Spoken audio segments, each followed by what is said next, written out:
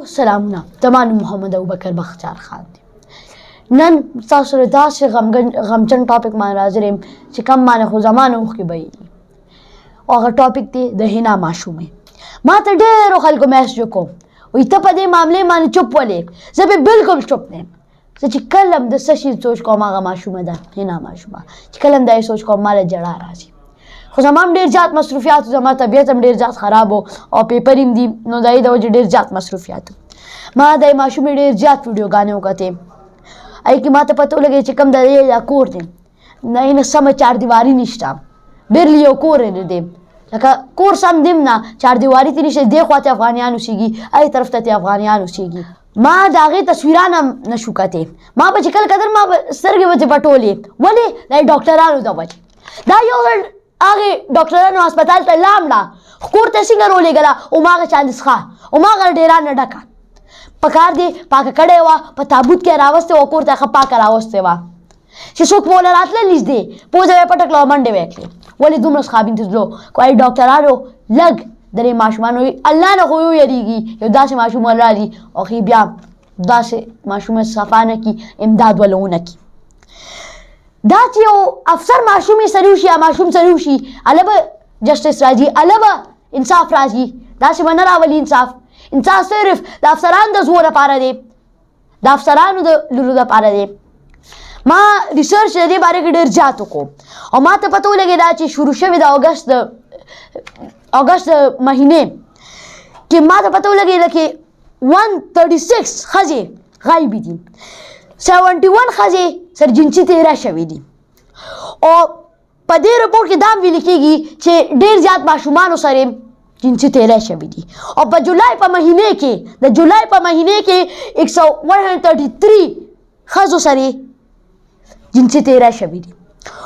او په دې کې 136 معاملات واقعیات پیښ شوي دي ښځو سره، چې کم کې 80 واقعیات د پنجاب دي او پنجاب کې خو 52 وومن سره تشدد کېږي، جسماني تشدد، تیزاب غورځول، وال ټکول، دا شیونه.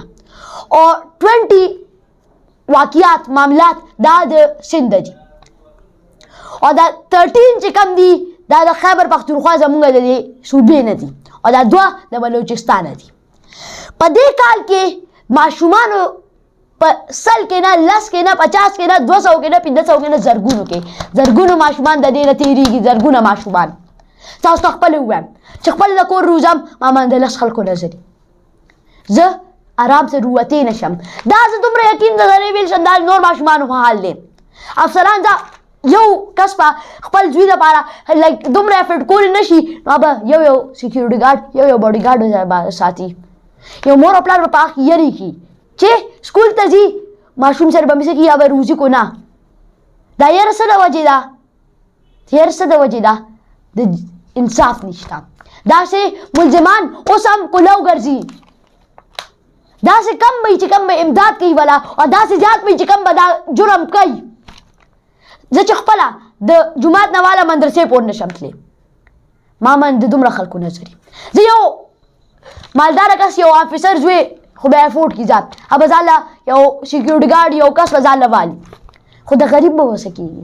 د غریب ماشومانو به څه کېږي؟ غریب ماشومان به هم داسې مري څنګه دا حنا ماشومه لاړه. زمونږ داسې د قوم لوریانې خوریانې به داسې مري. دغه ظلمونه تشدد به کېږي، دغه ظلمونه تشدد به کېږي. امید لرم تاسو به زما د ټاپک نه ډېر څه زده کړي او دا خبره داسې تنګي ماشومانو تنګي کالجان ماشومان هم تاسو لیدي وو، هغوی هم ډېر څه کړي وو، ډېر زیات امداد یې کړی وو هغې حنا ماشومې له. او دا هم ویل کېږي چې تنګي به نه کولی فیکسو پر د دې ملزمان ګیر نه شو.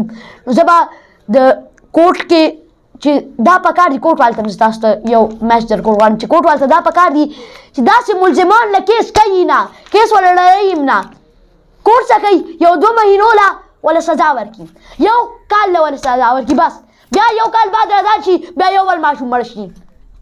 پکار دی قتل سزا به انصاف سره کوي او مای کس له به پانچی ورکوي.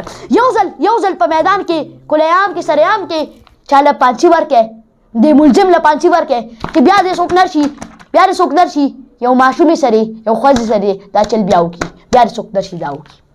زه به د تنګي د آی کالج ماشومانو دات ورکوم چې کوم دومره محنت کړی یو ماشومې لپاره دومره امداد کوي هغې دپاره زه نه الله پاک به ورته ډېر زیات ثواب لویږي د دې ثواب ډېر زیات دی څوک امداد کوي خو جون دوم ستاسو سره بل انټرویو کې ملاویږم جزاک الله والسلام